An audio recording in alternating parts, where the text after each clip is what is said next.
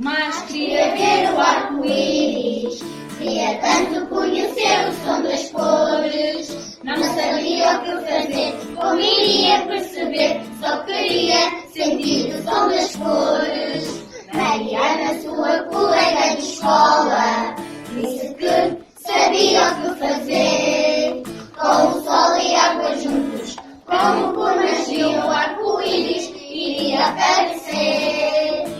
São tantas as cores, tantos os sabores, é tão bom crescer sempre a sorrir. Com amigos de verdade o mundo tem mais cor, descobrir o som do amor. Mariana foi mostrar a seus amigos a cor vermelha com o som do coração. O laranja a seguir, que é crocante e tão docinho. O amarelo que é tão bom e tão quentinho. O verde é a cor das gargalhadas. O azul, cor de vento e som de mar. O anil é perfumado, com flores a cantar. Violeta, a cor do sonho e do luar.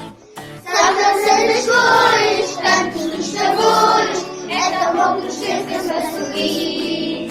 Com amigos de verdade o mundo tem mais cor, descobrir o som do amor. São tantas as cores, tantos os sabores, é tão bom crescer sempre a sorrir. Com amigos de verdade